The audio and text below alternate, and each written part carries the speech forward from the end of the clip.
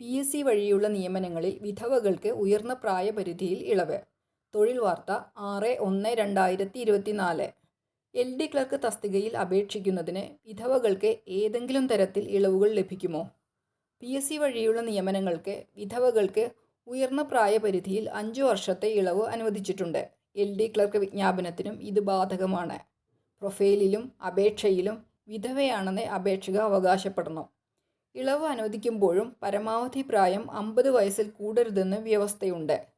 GOP number 10/2018/PNARD/ തീയതി 29/5/2018 എന്ന ഉത്തരവ് അനുസരിച്ചാണ് വിധവകൾക്ക് പ്രായപരിധിയിൽ ഇളവ് നൽകുന്നത്.